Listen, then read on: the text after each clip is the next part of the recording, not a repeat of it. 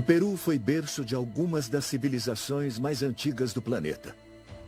Enterrava seus reis e nobres com tesouros e objetos de valor para que isso os acompanhasse na próxima vida.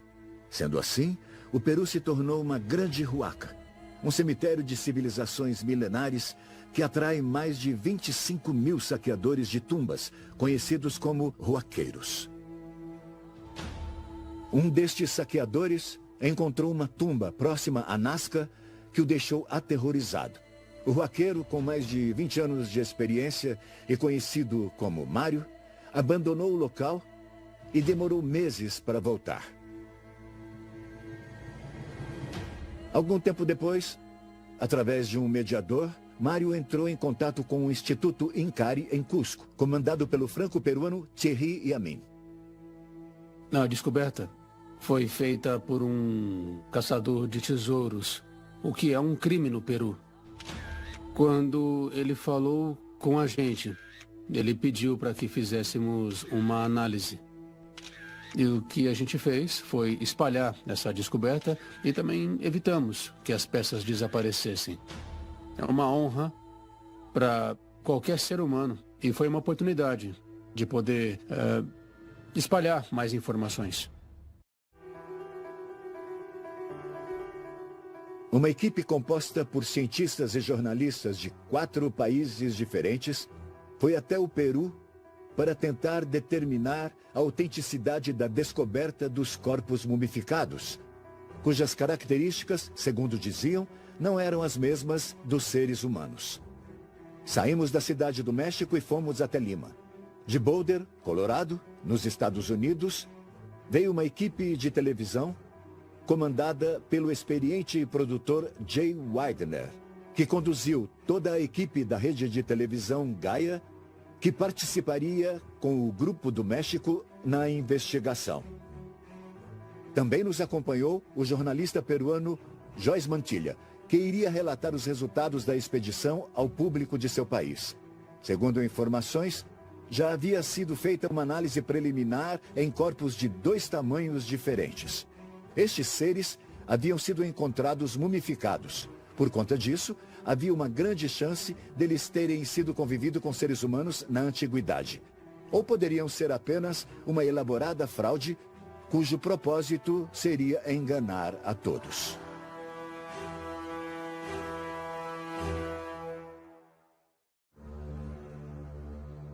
Todos nós fomos para Cusco, uma cidade antiga, enigmática e construída sobre os antigos restos da cidade inca conhecida como Cusco. Uma cidade que, por sua vez, foi construída sobre antigos restos que, segundo os próprios incas, já existiam quando eles chegaram cerca de 400 anos antes de Cristo. As grandes pedras do local, algumas chegando a pesar mais de 100 toneladas, foram unidas umas às outras com uma técnica extraordinária, desconhecida até hoje. Esta pedra é conhecida como a Pedra dos 12 Ângulos, porque somadas são 12 faces distintas. É um exemplo da tecnologia extraordinária que era utilizada no local pelos habitantes de Cusco. É um exemplo extraordinário de uma tecnologia que desconhecemos. Lá nos encontramos com Thierry Yamin, o diretor da organização não governamental Incari, que criou todo o protocolo científico acerca da descoberta extraordinária feita no deserto de Nazca. Em outubro de 2016, alguém veio até a porta do Instituto Incari com uma história incrível e com objetos ainda mais incríveis.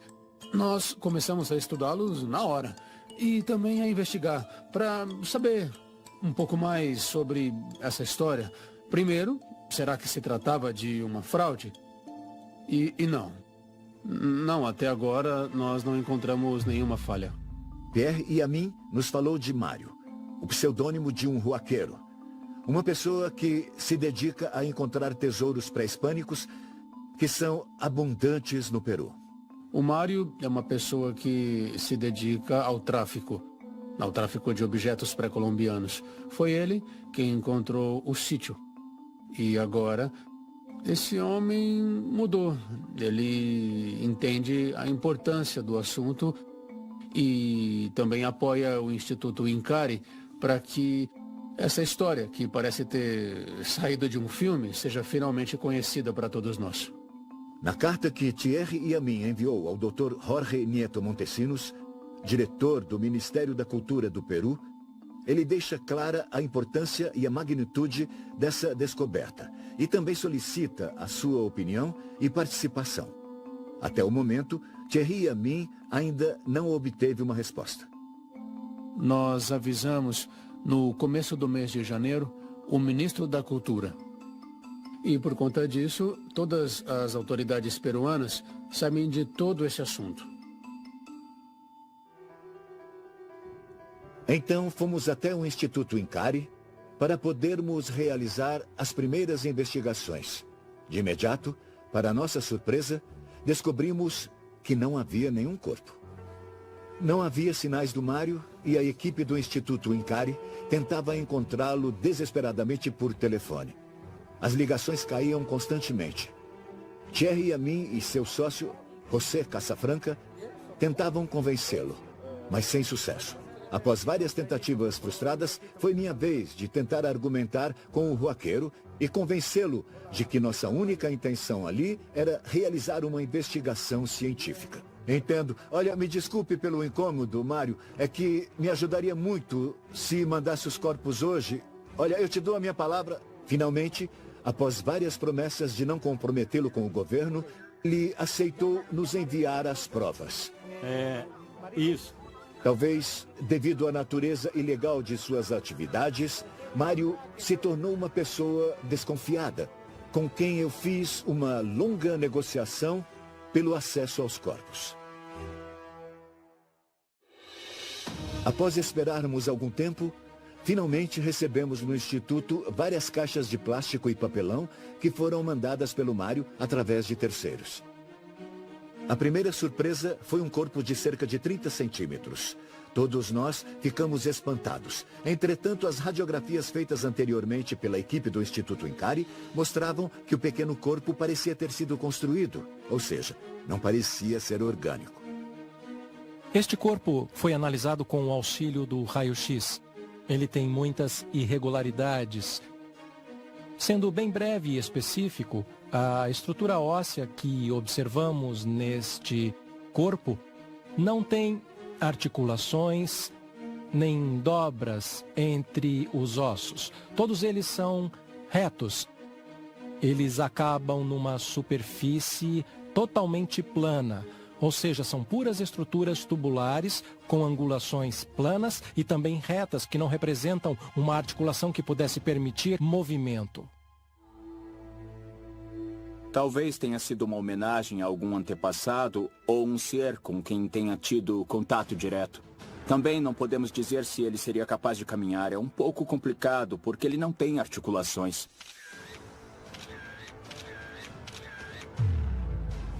Seria então apenas uma farsa, suficientemente convincente para atrair cientistas de diferentes partes do mundo até aqui? Seria essa a hora de voltarmos para a casa de mãos vazias?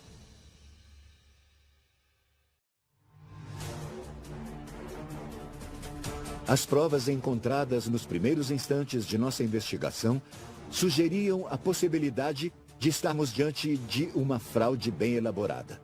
O primeiro corpo apresentado à equipe de cientistas era nitidamente artificial e não orgânico. Entendi. Toda a nossa equipe ficou frustrada. Seria impossível que alguém vivesse assim. Seria esse o momento de reconhecer que o caso era uma fraude e voltar para casa? Mas então, se apresentou diante do cientista forense José de Jesus Alce, do médico cirurgião Edson Salazar e do biólogo José de la Cruz Rios, uma prova que não tem explicações convencionais. Nos vimos diante do que pareciam ser 3 mãos orgânicas tridáctilas, ou seja, com 3 dedos, com mais de 3 centímetros de comprimento e com 5 ou 6 falanges em cada um deles. Também pudemos observar algo parecido com implantes metálicos, cujo propósito era desconhecido. Ficamos impressionados. Os implantes das imagens pareciam ser de ouro, ainda que, até aquele momento, nenhum teste tivesse sido feito para comprovar.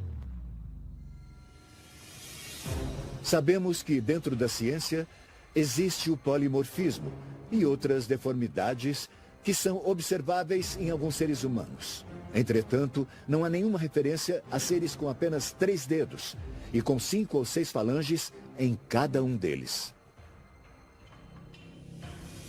Nós pudemos observar que essas mãos têm uma estrutura anatômica funcional e muito específica. Quer dizer, nós podemos ver 2 ossos pequenos, mas falta um intermediário.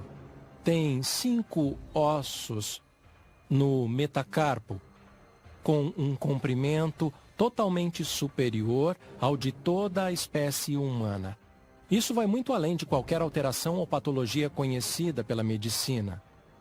E esses 5 ossos acabam se fundindo através de 3 rolamentos, ou seja, tem um comprimento bem maior do que o de um humano. Para nós, a estrutura de nossos dedos exige que tenhamos um dedo opositor que nos permita fazer uma pinça para pegarmos as coisas. Entretanto, nessa mão, que analisamos o comprimento e as falanges a mais permitem o ato de envolver as coisas para então poder pegá-las.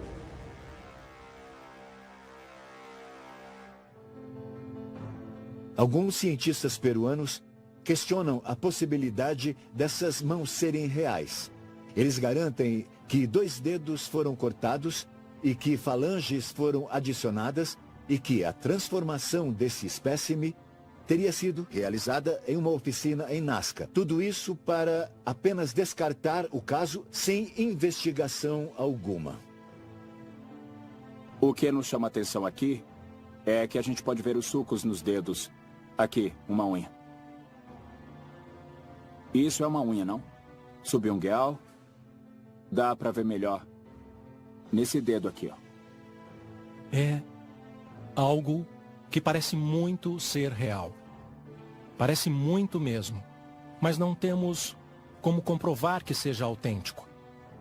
Se a modificação tivesse sido feita em vida, poderíamos observar as reduções cirúrgicas. E se a alteração tivesse sido feita após a morte, o tecido não estaria mais vivo, portanto ele não teria se regenerado, não teria recuperado a sua forma. E poderíamos ver cicatrizes dos pontos de junção. Não estamos falando de um boneco ou de algo que possa ser produzido em série, de modo industrial. Isso é algo impossível de ser falsificado. Se nós levarmos em conta que os caminhos tomados pela evolução da vida são tão estranhos e inesperados, nunca poderemos dizer que já conhecemos tudo. Neste caso, nas chamadas múmias de Nazca, no Peru, há uma justaposição de representações iconográficas. Eu me lembro de um vaso que atualmente se encontra em uma universidade norte-americana, onde você vê seres com 3 dedos, mas nesses casos eu não os classificaria como mentiras, porque eles devem representar, segundo os homens daquela época, alguma forma de divindade, certo? Para mim é mais plausível, é a hipótese de que parece também mais sólida. Além disso, foram encontradas cabeças de seres muito estranhas. Essas cabeças possuíam nitidamente traços de características não humanas, parecidos com as representações feitas em alguns filmes dos chamados seres extraterrestres. Temos aqui um dado importante. Descobrimos que em uma destas cabeças existe uma vértebra, que é exatamente idêntica à vértebra que todos os mamíferos possuem, que se chama Atlas. É ela que permite o suporte do crânio. E isso nos diz que esse crânio estava completamente conectado à estrutura de um corpo e que tinha um movimento de rotação, o que permitia a movimentação da cabeça. Entretanto, nosso dia estava longe de terminar. Depois disso, vimos 2 seres orgânicos com mais de 60 centímetros de comprimento, que são conhecidos como Albert e Josefina.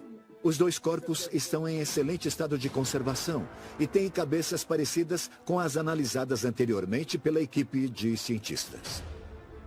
Chegamos à conclusão de que esses corpos realmente são estruturas anatômicas que encaixam, que têm correspondência articular e que realmente são peças valiosíssimas. E após um estudo radiológico, chegamos à conclusão de que esses seres possuem tecido orgânico e contam com o chamado tecido ósseo, no que seria a cabeça, o corpo e as extremidades. Eles têm articulações e têm uma coluna vertebral. Eles têm características anatômicas muito semelhantes a uma estrutura antropomorfa, entende? Falando especificamente do rosto, podemos ver a parte das órbitas, a parte bucal e, ao mesmo tempo, uma cabeça com um formato diferente, tanto na frente quanto atrás. Estamos diante de um espécime do tipo réptil humanoide. Não conhecemos mamíferos do tipo hominídeo, que tenham 3 dedos. Nós somos pentadáctilos, igual ao grupo dos primatas. Entretanto, aqui essa característica desaparece totalmente. Estamos diante de um espécime do tipo réptil humanoide. Não conhecemos mamíferos do tipo hominídeo, que tenham 3 dedos. Nós somos pentadáctilos, igual ao grupo dos primatas. A equipe, formada por cientistas, arqueólogos e jornalistas, se transferiu para uma clínica particular para realizar diversos exames de raio-x no novo corpo que foi recebido pela organização Incari. Uma grande surpresa nos aguardava. Nós poderíamos dizer que esperamos por essa imagem a vida toda. Uma prova absolutamente irrefutável da presença de seres que não têm características humanas, ainda que tenham uma forma humana ou humanoide. Podemos ver que se trata de um ser que não foi produto da evolução no planeta Terra. Aqui nós temos um corpo físico, um corpo verdadeiro, que pode ser analisado e investigado por especialistas do mundo todo. Estamos diante de um ser que até o presente momento nunca foi registrado ou documentado pela ciência. É um ser bípede, com características fenotípicas similares às humanas, são do tipo humanoide, mas não tem nada a ver com os humanos como os conhecemos, ou com registros que possuímos da evolução do ser humano que veio de um primata. Decidimos conversar com o biólogo José de la Cruz Rios, que poderia dizer com mais certeza a que tipo de espécie esses seres poderiam estar relacionados. Este ser não tem um ancestral em comum conosco.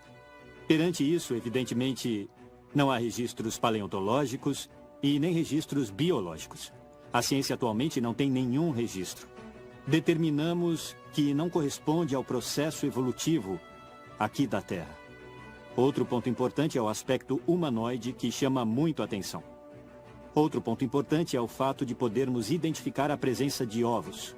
O que parecia ser algum tipo de gravidez era, na verdade, uma criatura não identificada que parecia ter ovos em seu interior, demonstrando que era mais próxima dos répteis do que dos seres humanos. O mais surpreendente foi encontrar um espécime neste estado gestatório. Neste estado onde existem essas estruturas, esses ovos, ainda em seu interior. Portanto, ainda estava no período de gestação. Esta imagem é importantíssima, pois nos permite ver além dos ossos, além do crânio e sua estrutura óssea. Nos permite ver o metal presente no peito. E este é um metal que não permite vermos o osso que se encontra na parte de trás. Este metal está no peito do espécime. E depois, quando chegamos a parte que seria a cavidade pélvica ou abdômen inferior, encontramos 3 estruturas do tipo ovoide. Isso nos mostra que são translúcidos, o que é consistente com uma substância orgânica do tipo ovoide. Ao analisar a projeção lateral nesta radiografia, podemos observar o que seria uma crista ilíaca e a articulação do que aparentemente seria o fêmur num corpo humano. Também podemos observar o que seriam as articulações do cotovelo, igual às articulações que num ser humano seriam o ombro, percebem? Já aqui nas mãos, podemos ver nesta projeção frontal ossos próprios delas, que seriam as falanges, e notamos a ausência de ossos metacarpianos. Há apenas um osso que aparentemente se articula. É igual em ambas as mãos. Mas, ao mesmo tempo, isso nos causa um pouco de dúvida por conta da anatomia. Comparando com a anatomia humana, ela é muito diferente, e isso é muito novo para nós. Na América pré-colombiana havia um culto aos répteis. No México temos o Quetzalcóatl e temos o Kukulkan. Temos uma série de divindades que são intimamente reptilianas, e eu estou falando apenas das mais conhecidas, porque até o Huitzilopochtli possui elementos reptilianos. No Peru e em Chavin, você vê muitas representações da serpente. Ele tem um papel de protagonista, entendem? Até mesmo a famosa medusa de Chavin, que é um ser que possui serpentes ao invés de cabelos e traços que lembram um felino. Então, o culto aos répteis não foi um caso isolado. Muitíssimo pelo contrário. Foi algo que poderia ser visto como parte fundamental da estrutura religiosa do nosso continente.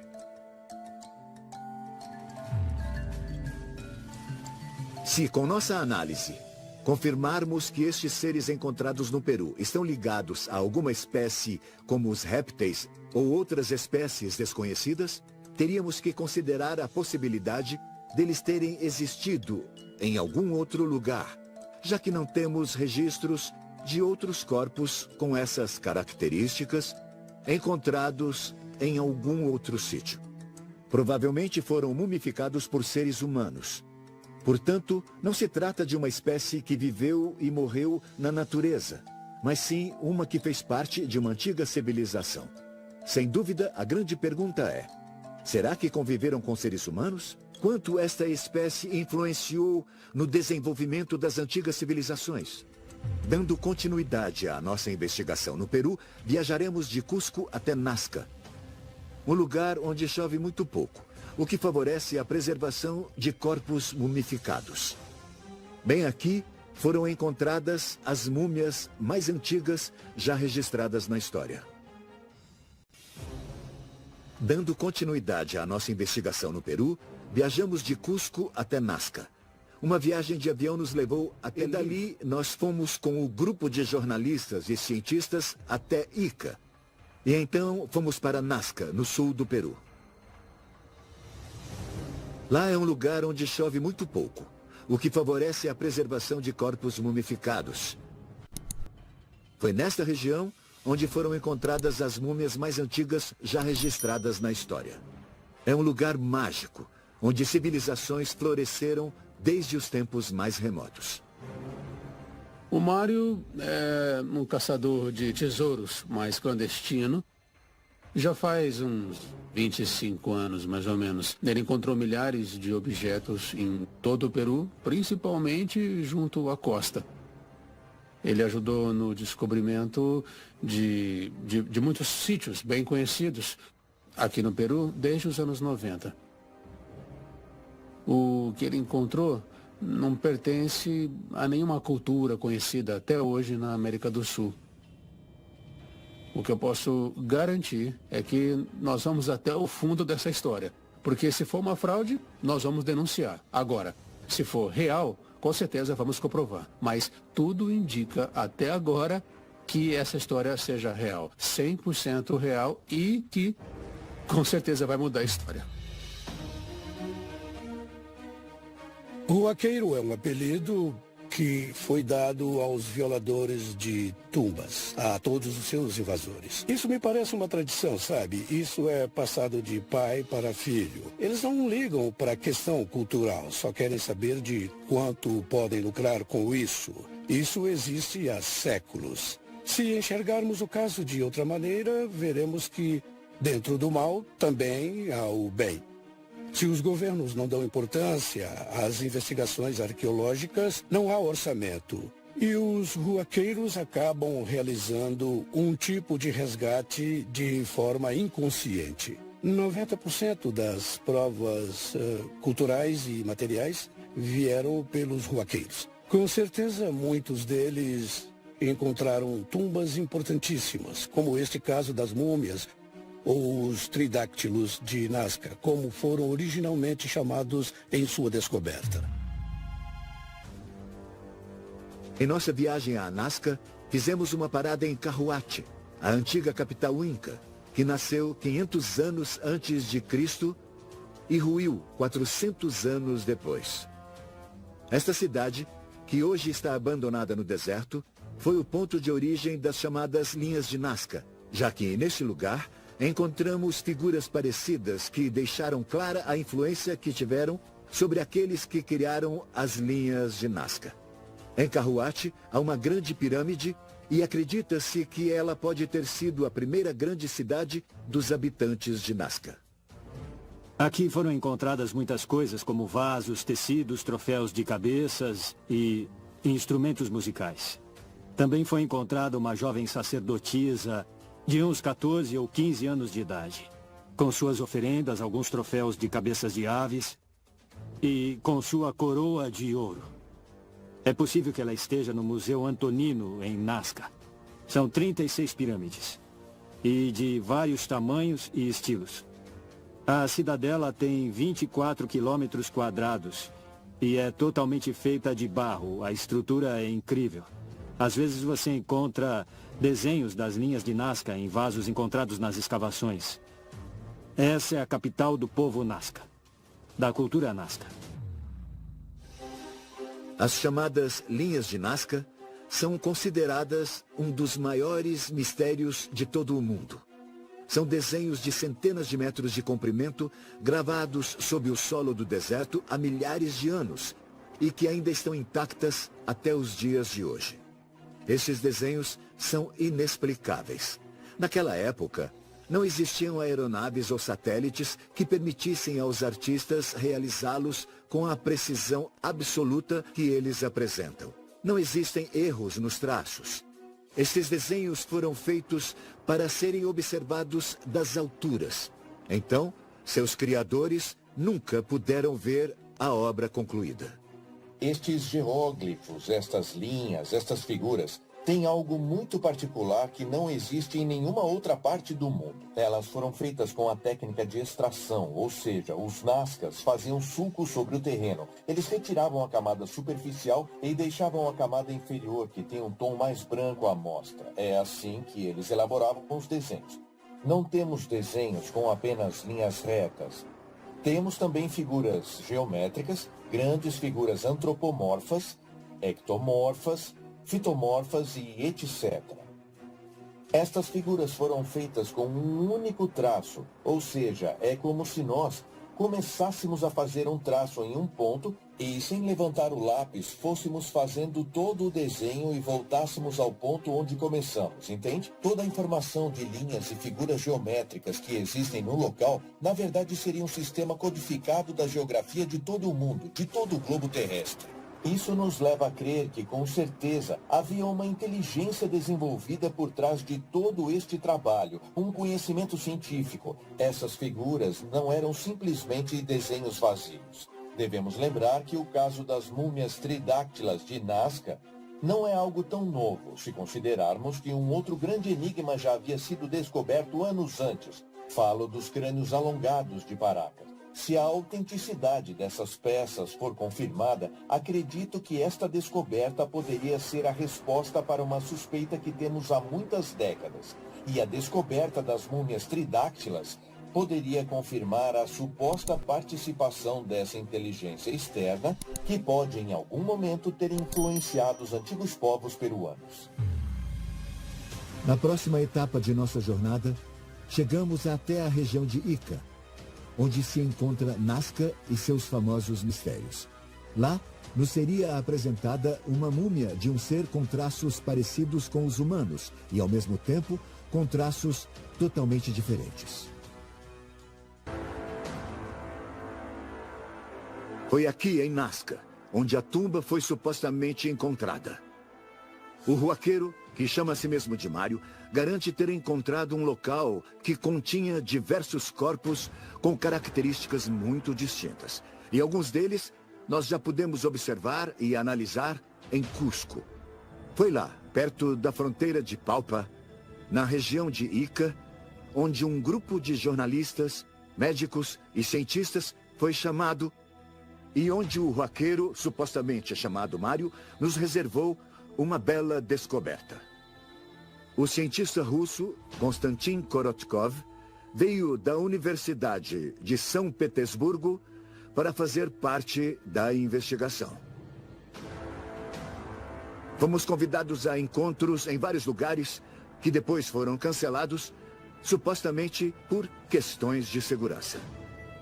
Após muito tempo, fomos conduzidos a um local secreto, o telhado de uma casa, onde não havia ninguém para nos receber e nada do prometido foi cumprido. Como é que vai?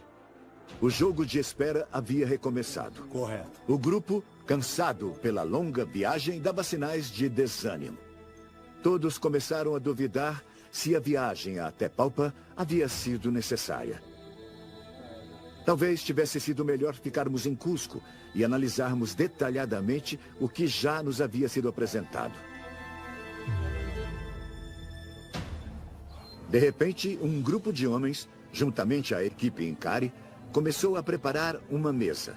E para nossa surpresa, foi o próprio Mário que apareceu com alguns dos seus parceiros que carregavam uma caixa de onde foi retirado um corpo coberto.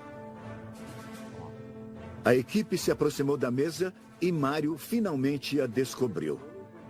Se tratava de uma múmia de aproximadamente 1,60 m de altura. Um ser com características humanas que, ao mesmo tempo, apresentava grandes diferenças. Maria, o nome pelo qual ela é chamada, é uma múmia de características híbridas. Tem as mãos e pés tridáctilos em perfeitas condições e, como dissemos, possui semelhanças ao Homo sapiens, só que também possui grandes diferenças. Na minha opinião, essa é uma das grandes descobertas históricas do século XXI. Talvez a mais importante. Eu tenho certeza que esse tipo de prova já existia. Havia vários rumores, mas nós não tínhamos nada de concreto. Só que agora nós temos isso, e isso é muito importante. Porque não será possível esconder isso do resto do mundo. E também estou certo de que outras serão encontradas no mesmo local de origem. Nós temos, no México, uma grande quantidade de objetos arqueológicos, bem como objetos de cerâmica que exibem esse tipo de alienígena. As imagens são claras. Podemos encontrar na internet. Nós sempre pensamos que elas fossem só devaneios ou coisa assim. Mas são reais. As características que ela apresenta são próprias das criaturas humanas. No rosto, nos dedos, na construção e no número de vértebras, dá para notar diferenças, mas mesmo assim parece humana. É muito pouco provável que ela se encaixe na linhagem das criaturas humanas, porque apresenta características diferentes. Dá para ver isso no crânio, que parece mais com uma escultura egípcia. E tem muitos objetos de cerâmica que contêm esse tipo de criatura. Todos conhecem as lendas da cultura da América do Sul. Muitas falam de deuses que em algum momento apareceram e tinham esse tipo de crânio e esses tipos de dedos, que são os mesmos que são representados na cultura egípcia. Nós temos vários manuscritos no Egito, onde deuses são descritos com a mesma forma de crânio. E eles vinham do céu. Em Berlim, no Museu de História, na área de cultura egípcia, é possível ver nitidamente esses traços nas esculturas também. E é exatamente por isso que, para mim, eu não tenho dúvidas de que essas provas são totalmente verdadeiras. Eu sou um cético, mas estou interessado no tema. Sempre pensei que o passado foi uma época oportuna para criaturas que nós vimos. Eu estava descrente até ver os ovos no primeiro corpo em Cusco. Eu sei que os humanos não colocam ovos, que seres humanoides não têm ovos. E, nesse caso, temos uma criatura humanoide que caminhava de maneira vertical, com olhos, boca, nariz e ovos presentes. Eu imediatamente percebi com total e absoluta certeza que tínhamos uma criatura que nunca havíamos encontrado ou descoberto. O segundo corpo que vimos em 26 de abril teve um grande impacto sobre mim. Eu fiquei sem ar, principalmente quando descobrimos que era orgânico, que era composto de matéria orgânica, que não era falso. Aquilo foi impressionante. Um deles parece ser mais humanoide. O outro parece mais reptiliano, não sei. Isso quer dizer que devemos esperar até termos a primeira prova antes de podermos confirmar. Nós estamos diante da descoberta de uma nova espécie, nunca mencionada nos livros convencionais de ciência. Um corpo com estrutura antropomorfa. Possui uma cabeça, tem um pescoço, tem uma caixa torácica, uma cintura pélvica e também extremidades superiores e inferiores. Vemos a ausência de pavilhões auriculares, mas ela apresenta canais auditivos, tanto no lado direito quanto no esquerdo. Na região cervical, encontramos as chamadas vértebras cervicais, especificamente com suas apófises espinhosas, percebem? Podemos ver e apreciar.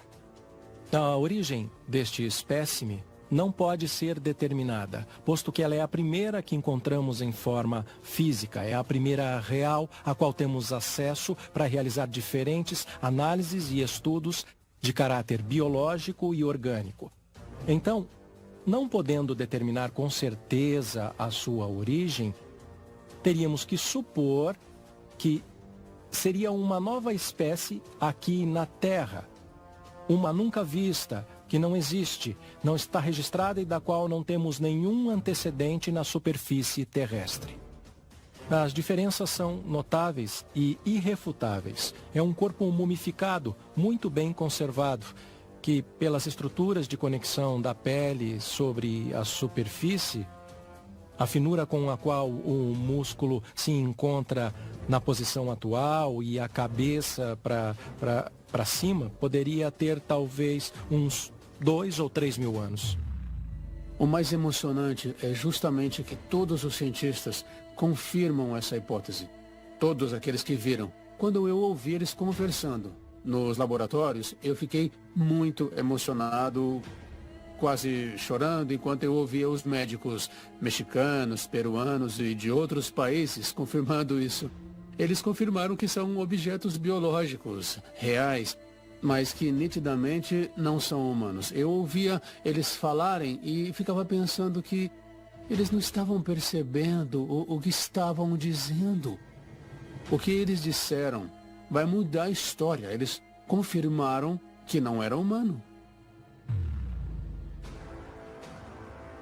Crânio alongado de Maria é parecido com os descobertos em outros lugares do Peru, onde as pessoas supostamente se deformavam de modo parecido, pois, segundo alguns peritos, se tratava de um símbolo de status e hierarquia, ainda que alguns outros afirmem que era uma tentativa de imitar a aparência de seres com as mesmas características. Na próxima parte de As Múmias de Nazca, viajaremos até Paracas, ao sul do Peru, onde poderemos examinar os crânios mais alongados do mundo e onde, segundo dizem, seus habitantes tinham cabelos avermelhados, quase 2 metros de altura e olhos de cores claras.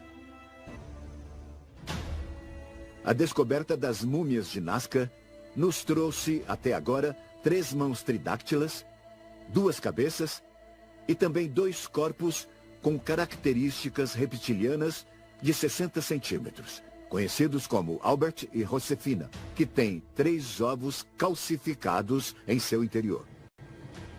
Também foi encontrado um corpo com 1,60 m que foi batizado de Maria, com mãos e pés de 3 dedos e cabeça alongada. Aparentemente, ambas as espécies se reproduziram nessa área e viveram e morreram entre os antigos povos do Peru.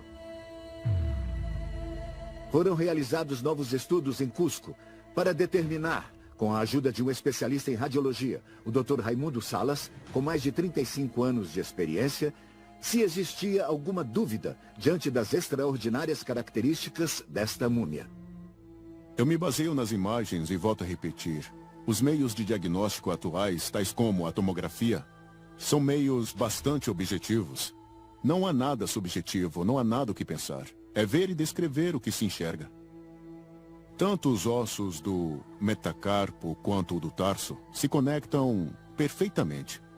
Tanto os das mãos quanto os dos pés. Realmente não há espaço para distorções. Não há sinal de mutilações em nenhuma das múmias. Isso seria impossível. Eles têm 5 falanges nas mãos. Não há nenhum truque ou manipulação nesses espécimes. Com certeza não se trata de apenas um ser humano comum. Eu não sei com base no que alguém diria que isso é falso. É necessário estudar o espécime para se poder opinar. Você não pode opinar sobre uma coisa que você não viu e não tocou. Eles teriam que fazer exatamente o que eu disse, os mesmos estudos. Aí, então opinar.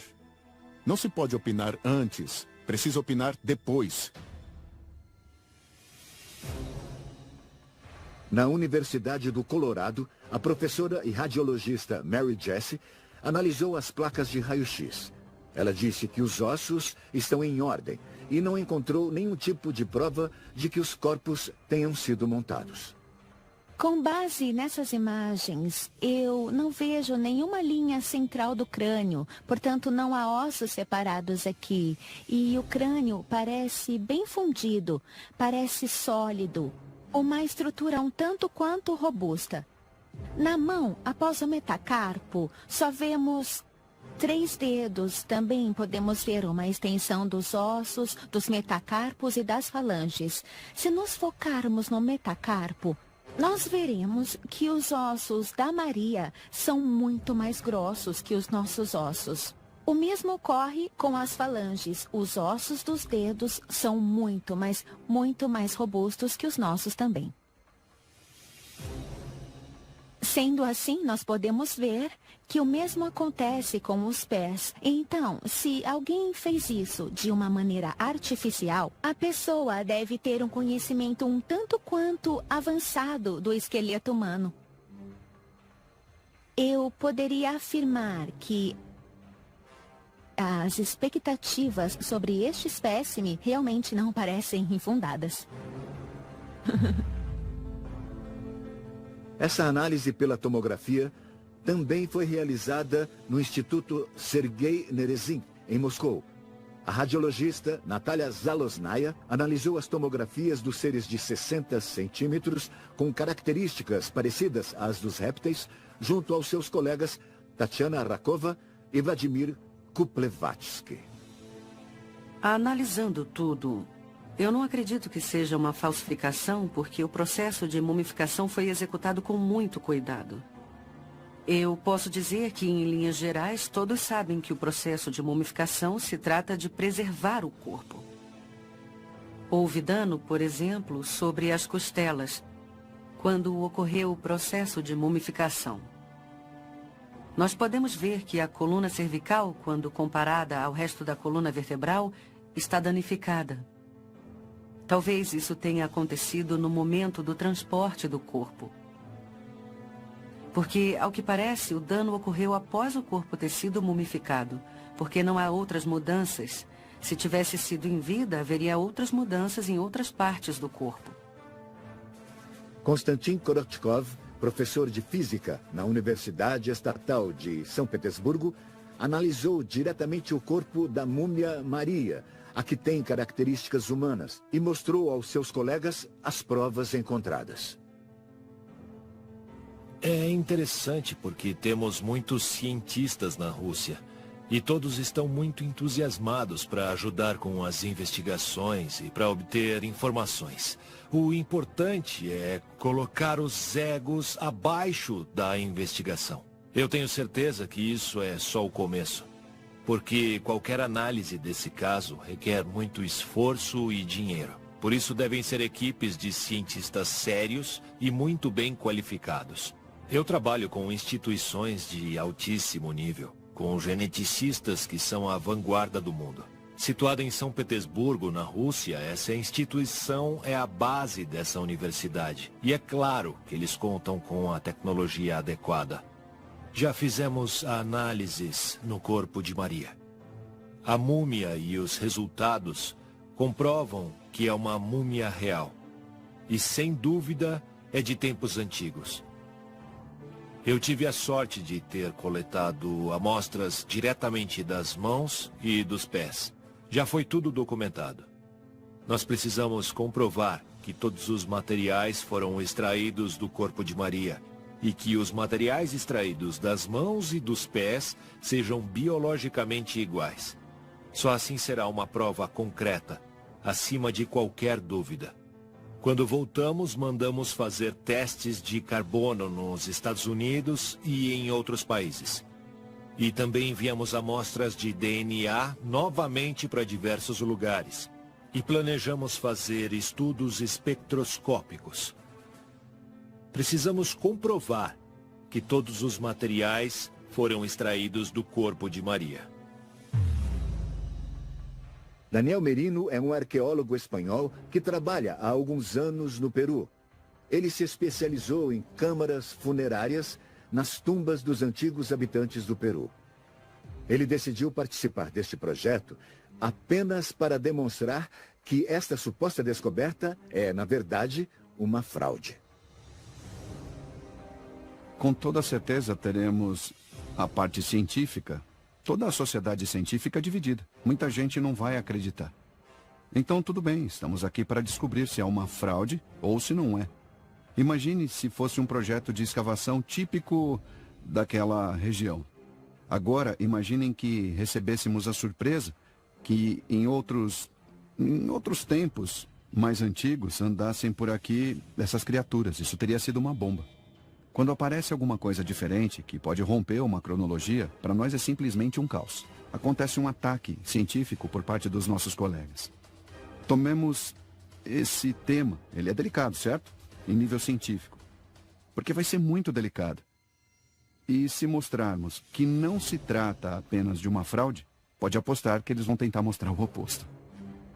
E ainda que todo o meu lado incrédulo esteja presente e eu diga não são aqui da Terra, os resultados são incontestáveis. E todos sabemos que os corpos existem. E se você acredita ou não, aí é com você. Mas sim, eu aposto que os cientistas vão rejeitar o projeto. Isso é óbvio. Diante das críticas de especialistas peruanos e após um relatório oficial do Ministério da Cultura, que sugere que algumas das descobertas haviam sido criadas com partes de animais, fomos até Lima para conversar com o diretor, para que validasse em primeira mão a nossa descoberta e pedir que ele se unisse à investigação. Mas as coisas não saíram do jeito que nós esperávamos. E outra decepção estava nos aguardando.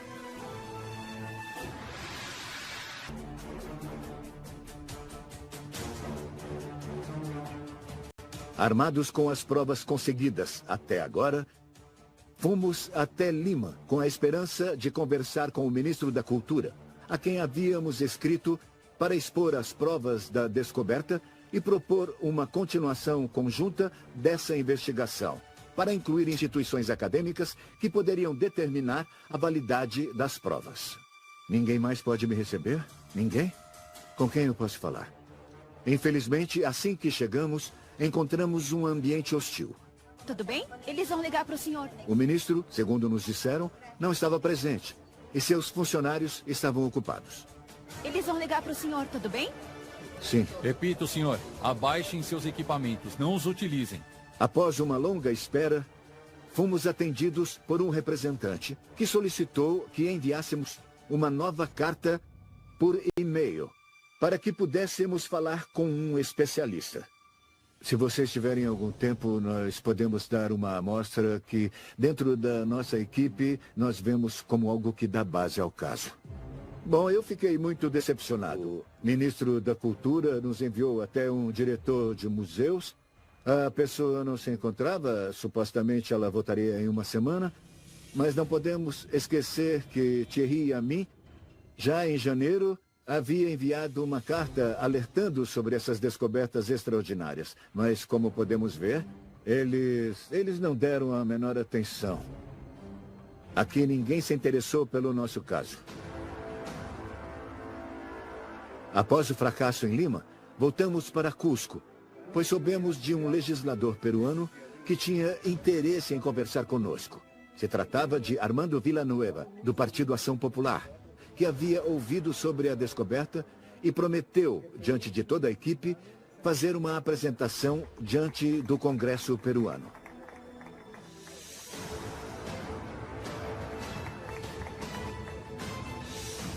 Ali teríamos a oportunidade de mostrar as provas conseguidas, não apenas aos congressistas, mas também ao mundo todo. Vamos dar início a este debate.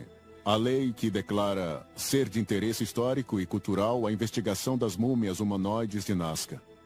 De autoria do escritório que eu represento, apresentada pela bancada da Ação Popular presente no Congresso da República Peruana. E deste modo, em uma das grandes salas do Congresso, sob o comando do congressista de Cusco, foi agendada uma audiência onde cada um dos membros da equipe de cientistas, radiologistas, forenses, médicos e geneticistas puderam expor seus dados. O principal objetivo foi chamar a atenção da comunidade científica peruana. Mas, mesmo com as provas apresentadas, nenhum representante oficial apoiou uma continuação da investigação. Entretanto, após a apresentação ao governo peruano, uma coletiva de imprensa que atraiu meios de comunicação de todo o mundo, que expressaram interesse e o desejo da população nacional e internacional por maiores informações.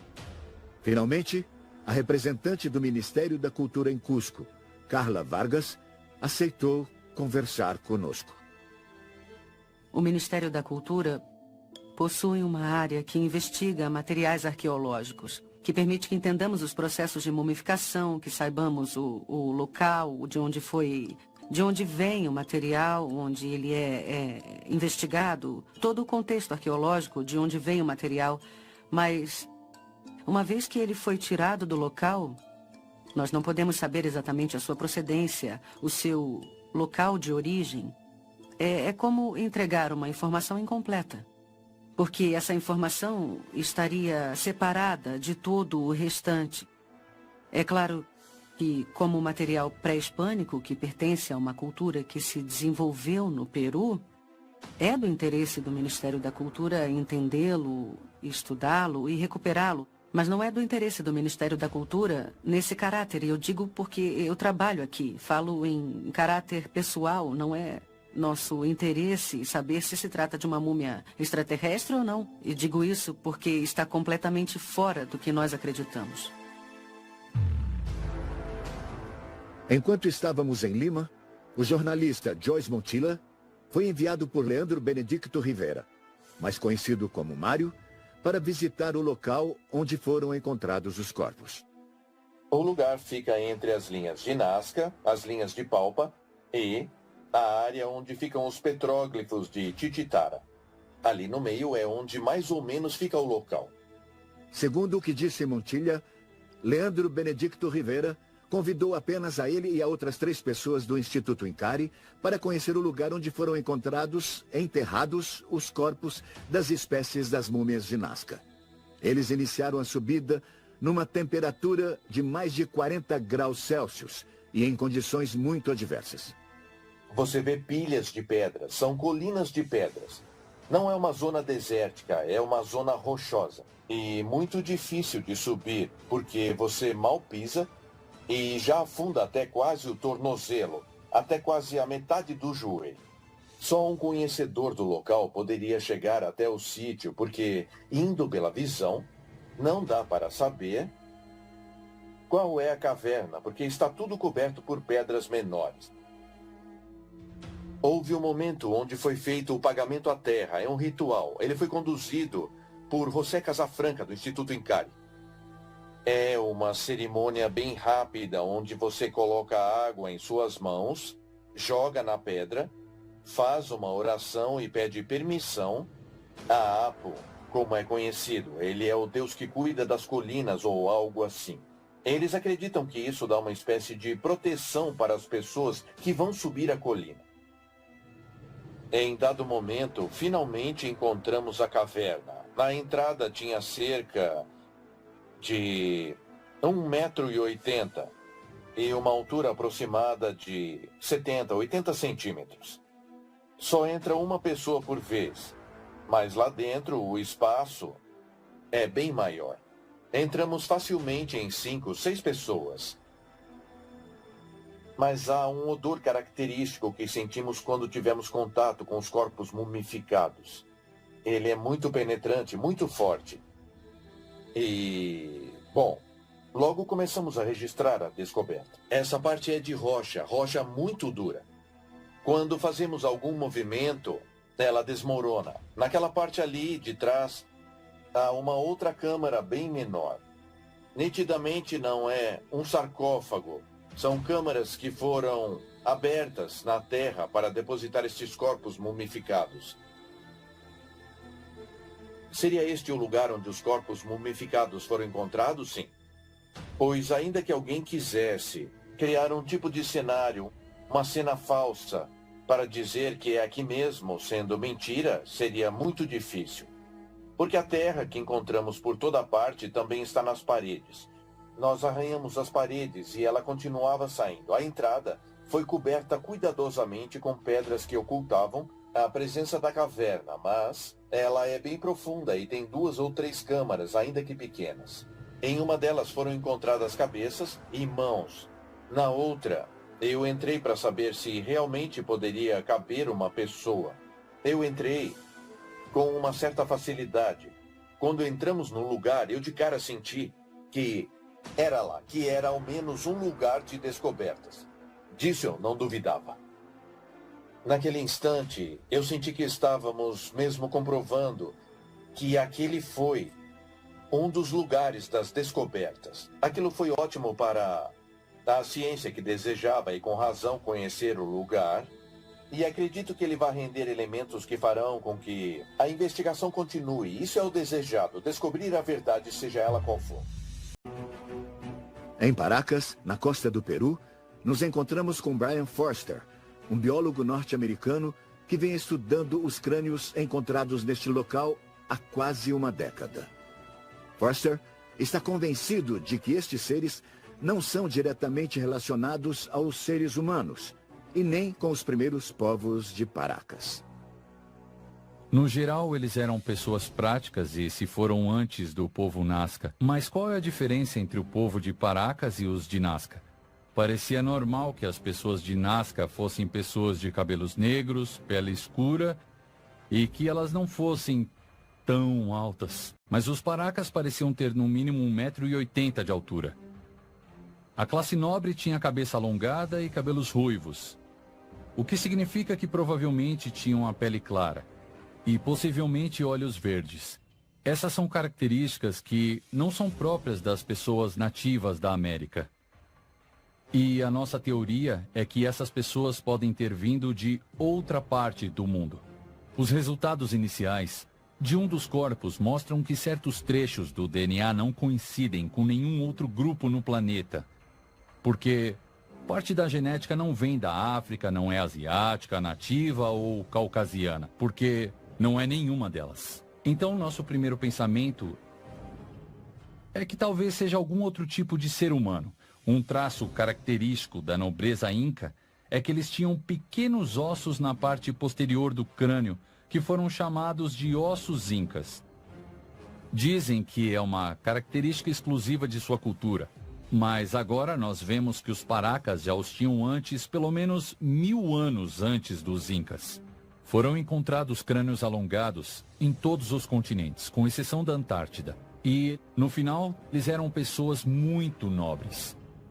E se existirem descendentes com tradições orais, eles dirão que faziam o alongamento porque pensavam que as crianças ficariam mais inteligentes, fora o fato da crença que ficariam muito mais bonitos. Por que seus antepassados agiriam assim? Novamente, se você rastrear a genética dessas pessoas até a antiguidade, vai perceber que elas provavelmente nasceram assim. Eu sou o único que estuda isso entre 7 milhões de pessoas. Sou o único que passa muito tempo tentando decifrar quem eram esses indivíduos, porque, já que os arqueólogos não dão a mínima, nós todos estamos trabalhando juntamente ao governo e ao Ministério da Cultura. Nesse caso, o arqueólogo-chefe é o Sr. Rubens Soto, do Museu Inca. No final, 10 crânios alongados serão examinados nos melhores laboratórios do planeta. Vai ser surpreendente. E deverá mudar a história da humanidade. Brian Foster fez uma descoberta importantíssima em Patapatani, na Bolívia, próximo do lago Titicaca, onde encontrou o cadáver de uma jovem mãe com o crânio alongado e a um pequeno feto que morreu antes de nascer. Eles tinham as mesmas características, ou seja, um crânio que possuía um alongamento bem definido. Essa descoberta mostra que estes seres nasciam com essas características e não necessariamente tinham suas cabeças modificadas artificialmente.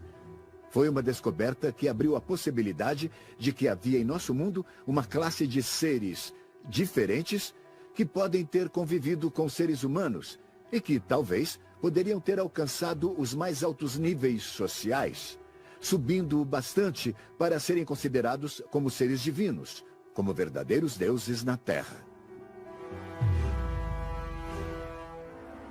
A diferença do embalsamamento, as características mais importantes das múmias de Nazca, é que foram encontradas desidratadas, com todos os órgãos em seus interiores.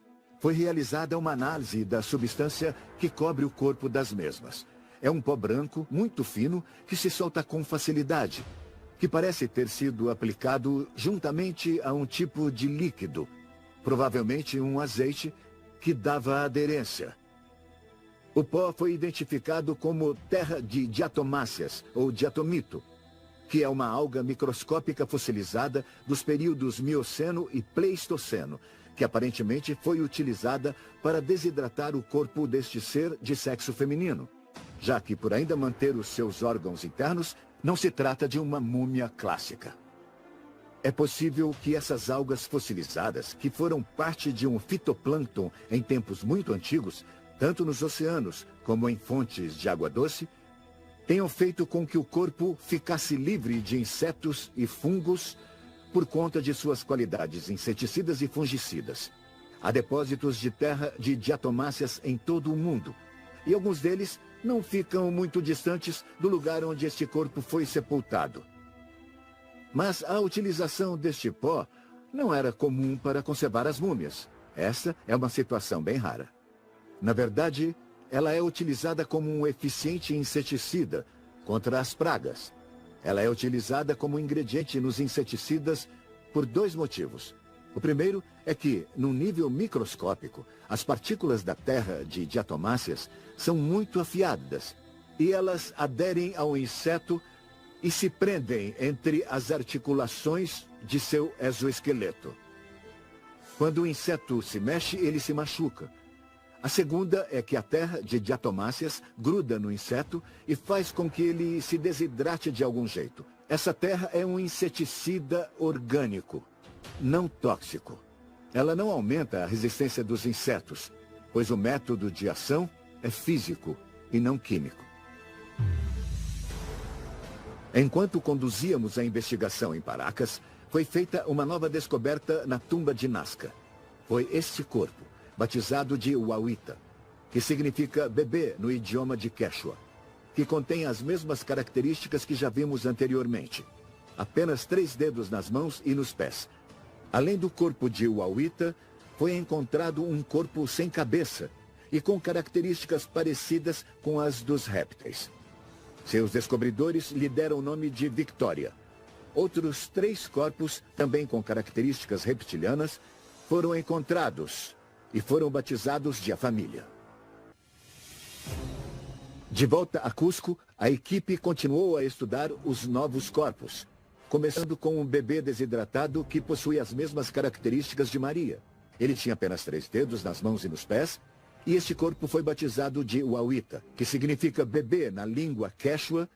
Com certeza foi uma descoberta de proporções extraordinárias, pois mostra a possibilidade de que estes seres não apenas viveram entre os habitantes de Nazca, mas também que se reproduziram e que tiveram uma linhagem.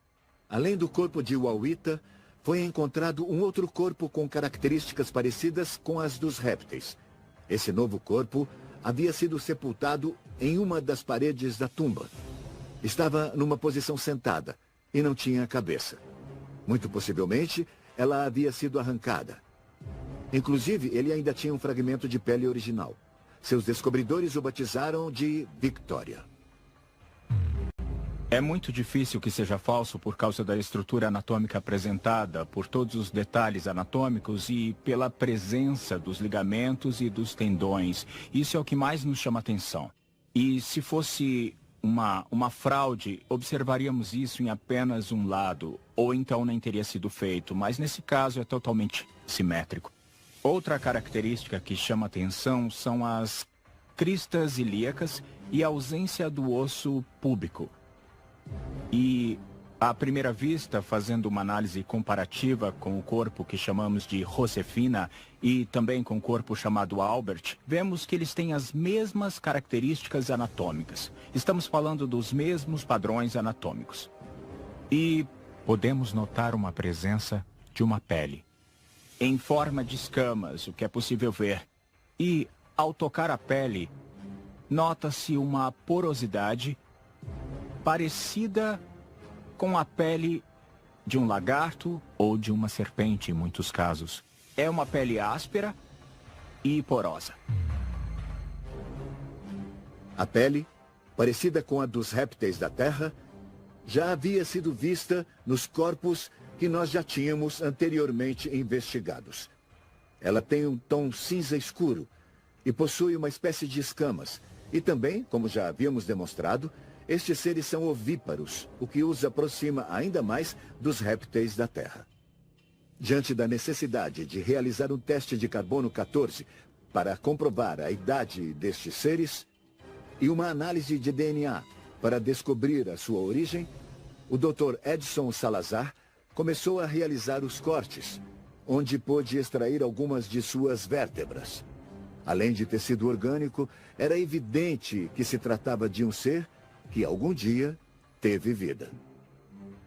O trabalho de hoje não é cortar o osso da região cervical, mas sim desarticulá-lo por completo para extrairmos um osso inteiro, entendem? Isso seria muito importante. Agora vamos fazer uma incisão, não um corte, para conseguirmos extrair todo o osso sem termos que entrar na medula óssea e acabarmos contaminando o tecido.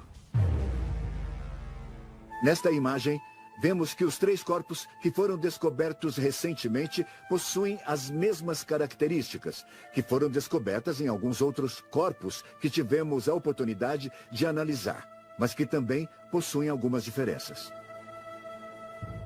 Esta é uma nova descoberta que foi feita em Nazca, no Peru, onde podemos encontrar 3 corpos perfeitamente conservados em um depósito de diatomáceas. Podemos observar uma série de detalhes nos corpos que demonstram também individualidade, porque nenhum é exatamente igual ao outro. Mas, claro, se trata de seres com as mesmas características. Os 3 são tridáctilos, os 3 têm o mesmo tipo de pelvis, o mesmo tipo de peito e uma série de características que coloca a todos num gênero próprio.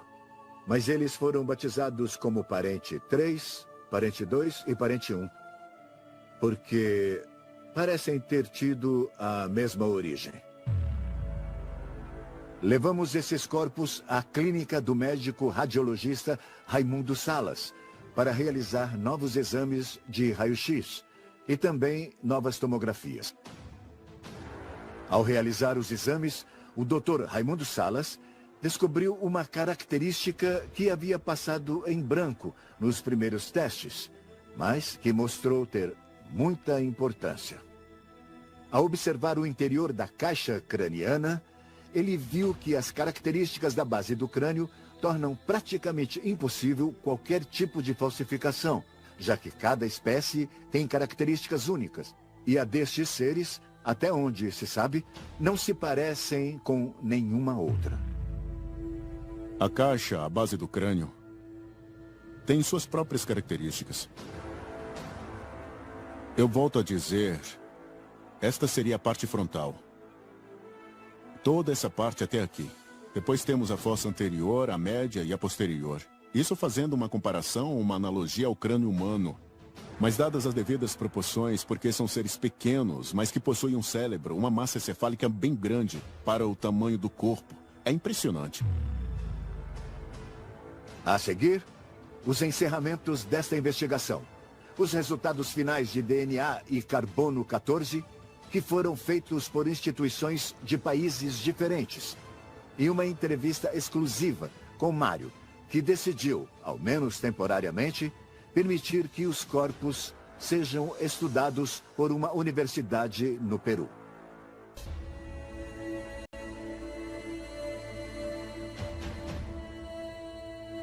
Sobre os testes de carbono 14, eles mostraram, em todos os casos, que se tratam de peças antigas. A datação ocorreu da seguinte maneira. Foi analisada uma mão de cada um dos 3 tridáctilos que foram entregues a Thierry e a mim. 2 foram analisadas pelo laboratório Beta Analytics, nos Estados Unidos. Já a terceira foi analisada pela Universidade Nacional Autônoma do México. A primeira mão analisada no laboratório Beta Analytics tem 6.420 anos de idade. A segunda mão, 3.380 anos. E a terceira, analisada pela Universidade Nacional do México, tem 1.250 anos. Nada pode explicar o porquê das diferenças tão grandes. Mas o que ficou claro é que se tratavam de amostras orgânicas e muito antigas. Os seres de 60 centímetros com características de répteis também foram analisados em 3 ocasiões e por 2 laboratórios diferentes, pelo Beta Analytics e pela Universidade Nacional do México. As 2 primeiras análises apontam entre 1.100 e 1.150 anos, respectivamente. A terceira aponta 790 anos de idade. Neste caso, o resultado é bem mais uniforme. Ficou bem claro que estes corpos provavelmente tenham entre 800 anos e 1.100 anos de idade.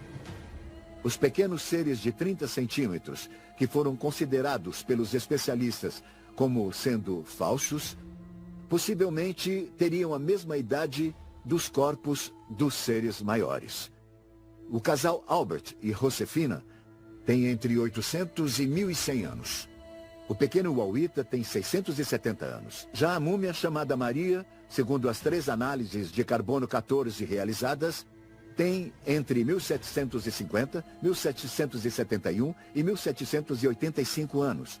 Ou seja, os 3 resultados demonstram uma idade que pode ser dada como real e que coloca este corpo na época da cultura Nazca. É uma coincidência extraordinária que demonstra a relação entre a presença destes seres e da criação das chamadas linhas de Nazca. Pouco antes de concluirmos esta etapa da investigação, recebemos um relatório dos laboratórios encarregados de analisar o DNA, de fazer o sequenciamento das amostras enviadas.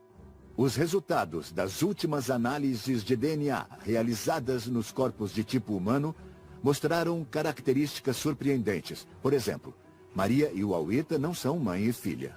E mais importante ainda, o resultado deste sequenciamento de DNA não combina com nenhuma amostra pré-existente. O que significa isso? Quais seriam as implicações futuras deste resultado? Estaríamos diante do descobrimento de uma nova espécie? Para os especialistas que se envolveram neste caso, ficou claro que se trata de algo espantoso e nunca visto, que pode se tratar de uma das descobertas mais importantes, não só de suas carreiras, mas também da humanidade. É algo que poderia mudar muitos paradigmas da vida na Terra. De todo o DNA isolado, apenas 25% combina com algum gene conhecido dos seres humanos. Nós temos a sequência completa de cerca de 2.000 pessoas de cada tipo na Terra. E ao compilarmos cada referência do genoma humano, só 25% combinam. Os outros 75% não. Até o momento, a ciência conseguiu obter aproximadamente 600 mil sequências diferentes a partir deste processo de sequenciamento em massa, que é um procedimento de última tecnologia para poder obter esse tipo de informação. Esse dispositivo conseguiu realizar um alinhamento e compará-lo com o genoma humano.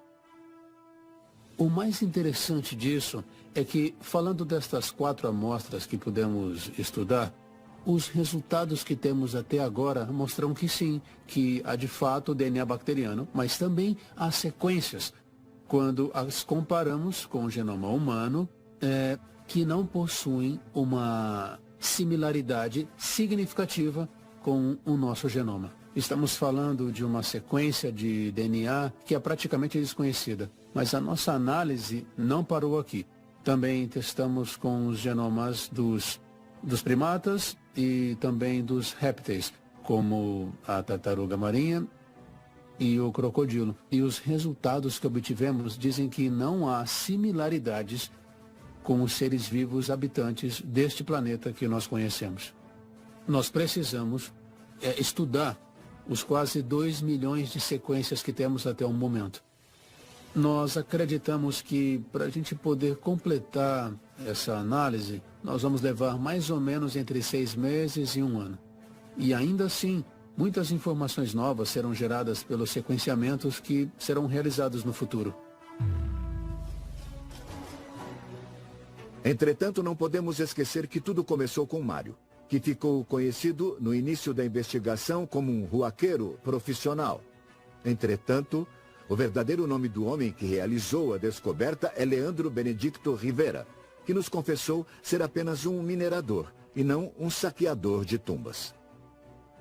O que eu quero dizer é que a minha vida mudou radicalmente desde que essas coisas apareceram.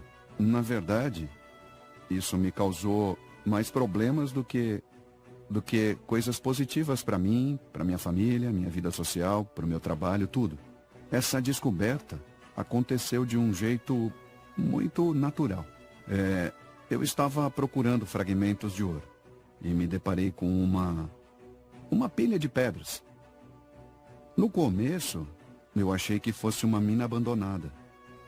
Então eu comecei a cavar e cavar e eu acabei encontrando uma espécie de um suposto animal ressecado. Muito esquisito, mas como ele estava coberto por aquele pó, não dava para saber o que era aquilo. Não dava para saber mesmo, mas eu fiquei curioso. Comecei a encontrar várias coisas. E eu encontrei umas mãos que pareciam garras de uma ave, umas cabeças estranhas. E dava para identificar o olho, a boca e tudo que eu pude entregar para que uns amigos de Cusco pudessem investigar. Foram cerca de 9 corpos. 2 ou 3 não tinham cabeça, não tinham pés, mãos, mas tinha um que era bem grande e o outro que era bem pequeno. Acho que foram os 9 corpos. Me surpreende ver que todas as provas apontam que isso seja real, porque eu também quero ver. Porque fui eu quem encontrei. Continuamos buscando respostas para uma descoberta que, desde o início, gerou perguntas que incomodam muitas pessoas. Perguntas essas que, diante do descaso do governo e dos arqueólogos peruanos, estão sendo respondidas por um grupo de pessoas comprometidas. As perguntas ainda permanecem. Estaríamos diante de uma farsa bem elaborada? Ou estaríamos diante de uma das descobertas mais importantes da humanidade, a de uma nova espécie? E para encerrar, ainda que Mário, quero dizer, Leandro Benedicto Rivera, sempre tenha sido o dono dos itens descobertos, antes do fim de nossa investigação, fomos informados de que a Universidade Nacional São Luís Gonzaga, de Ica, tomou posse temporária desses corpos e que atualmente eles são estudados lá. Quem sabe assim, em breve, tenhamos mais conclusões e respostas. Ou talvez, mais perguntas.